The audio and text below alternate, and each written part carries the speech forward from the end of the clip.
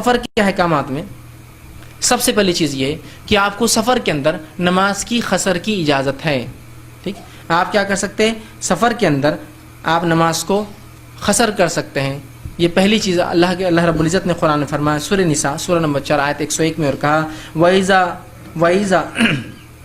ضَرَبْتُمْ فِي الْأَرْضِ فَلَيْسَ عَلَيْكُمْ جُنَاحٌ أَن تَقْصُرُوا مِنَ الصَّلَاةِ، کہ جب تم میں سے کوئی شخص جو ہے زمین کے اندر سفر کر رہا ہو تو اگر اپنی نماز میں قصر کر لے تو اس پر کوئی گناہ نہیں ہے.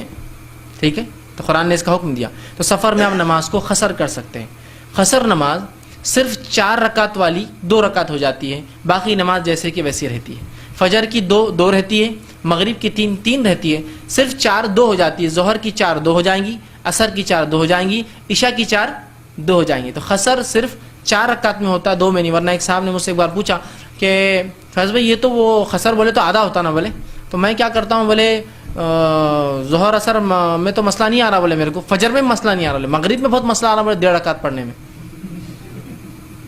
تو میں مغرب میں 1.5 رکعت کیوں پڑھ رہا ہے؟ تو بولے قصر کا مطلب ہاف ہوتا ہے. بولے ہاف نہیں ہوتا ہے، شارٹ کرنا ہوتا ہے. تو وہ شارٹ سیکھنا پڑے گا نا، ہاف نہیں ہو تو. ارے بولے میرے کو لگتا تھا بولے وہ شارٹ کرنا، تو میں 1.5 کے چکر میں بہت پریشان تھا، تو میں احتیاطاً 2 پڑھ رہا تھا. بولے نہیں. اور بولا فجر پھر کیسا کر رہے تھے؟ بولے آپ 1 رکعت. ان کو سمجھ میں نہیں آیا. تو فجر کی 2 رہیں گی، مغرب کی 3 رہیں گی، صرف 4 والی 2 ہو جائیں گی. ظہر کی 4 2، عصر کی 4 2، عشاء کی 4 2. اور نبی اکرم صلی اللہ علیہ وسلم سفر میں بھی وطر پڑھتے تھے، 3 وطر کی. آپ یاد رکھیے اس کو، اتنا تو آپ کو کم از کم کرنا ہے. تو سفر میں آپ قصر کر سکتے. ایک پہلی ڈھیل اور چھوٹ آپ کو دی گئی. دیکھیے آپ کو کرنا ہے تو بھی درست، کوئی نہ بھی کرے تو کوئی حرج نہیں آتا، اس لیے کہ کچھ صحابہ اس کو کرتے تھے اور کچھ صحابہ نہیں کرتے تھے. کرنے والوں نے نہیں کرنے والوں کو برا نہیں کہا، اور نہیں کرنے والوں نے کرنے والوں کو برا نہ کہا. لیکن ہمارے پاس جو سفر میں قصر نہیں کرتے وہ مسلکی ہٹ دھرمی سے نہیں کرتے. ہمارے مسلک میں قصر نہیں. ارے پاگل انسان، قرآن میں قصر کا لفظ ہے، تیرے مسلک میں نہیں ہونے سے کیا ہوتا ہے؟ قرآن نے کہا، سورہ نساء کہہ رہی ہے کہ تم پہ کوئی حرج نہیں اگر تم قصر کر لو. تو قرآن کے سامنے تم کیسی بات لاتے ہو اپنے مسلک کی؟ مسلک تو قرآن اور حدیث کی سمجھ ہوتا ہے نا ایک طرح سے. جو بات نہیں سمجھ میں آ رہی، آپ کا امام سمجھاتا ہے، آپ اس کو کاٹنے کا ذریعہ بنائیں گے کتاب و سنت کو. نہیں ہمارے پاس قصر نہیں ہے. تو تمہارے پاس نہیں، شریعت میں قصر ہے. تو جو کر سکتا ہے کرے، جو نہیں کر سکتا ہے اس میں کوئی بیر نہیں آتا. لیکن جو تعصب سے نہیں کرتے، میں ان کے لیے کہہ رہا ہوں. کچھ لوگ پوری پڑھنا چاہتے ہیں، اللہ نے صحت دیا، حالات دی، بالکل پڑھیے، کوئی حرج نہیں. لیکن جو کرنا چاہے بالکل کر سکتا ہے، قرآن کا حکم ہے اس کے لیے. تعصب میں نہ چھوڑے آپ. ٹھیک، تو پہلی چیز قصر کی آپ کو اجازت احکام ہے. دوسری چیز اسی طرح جو ہے نبی اکرم صلی اللہ علیہ وسلم کے تعلق سے آتا ہے. انس بن مالک رضی اللہ عنہ فرماتے ہیں، اس کے تعلق سے جامع ترمذی کی روایت ہے، ہم رسول اللہ صلی اللہ علیہ وسلم کے ساتھ مدینہ سے مکہ مکرمہ گئے.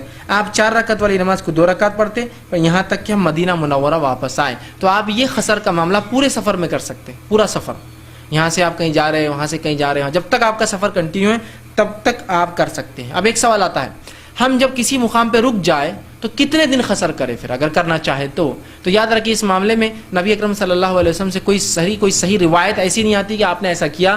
لیکن جو بات علماء کے اقوال سے ملتی ہے وہ یہ ہے، جو امام احمد بن حنبل کا مشہور اور معروف قول ہے وہ یہ ہے کہ 4 دن یا 20 نمازوں کو انسان قصر کر سکتا ہے اگر رک جائے تو. جیسا کہ اگر میں یہاں سے اورنگ آباد سے بمبئی گیا، وہاں رک گیا ہوں 5-6 دن، تو میں صرف 20 نمازیں قصر کر سکتا ہوں، اس کی بات کی نہیں. پھر بمبئی سے میں نکل کے گیا سمجھے پونا، تو پھر میں قصر پونا میں پھر اگر 4 دن نہیں رکتا ہوں، اس سے کم تو کروں گا. پونا سے نکل کے احمد نگر تو وہاں بھی قصر کروں گا، پھر اورنگ آباد واپس آیا میں. سمجھ رہے آپ؟ تو ایک جگہ اگر آپ رک جائے تو 20 نمازیں آپ قصر کر سکتے ہیں. لیکن اگر کنٹینیوس ٹریول ہے، یہاں سے دلی سے بمبئی، بمبئی سے کلکتہ، کلکتہ سے فلاں سے فلاں، تو آپ جتنے دن سفر میں اتنے دن قصر کر سکتے ہیں. لیکن جب رک جائے تو اس کے لیے کوئی صحیح دلیل تو نہیں ہے. لیکن امام احمد بن حنبل کا یہ معروف قول ہے کہ وہ 20 نمازیں یا 4 دن تک قصر جو ہے ایک مقیم ہونے کے بعد کر سکتا ہے. ٹھیک، تو آپ قصر کریں گے، پہلی چھوٹ. دوسری چیز، اگر آپ سفر میں ہیں تو وضو کے پانی کا بھی بڑا مسئلہ ہوتا ہے. تو یہاں ایک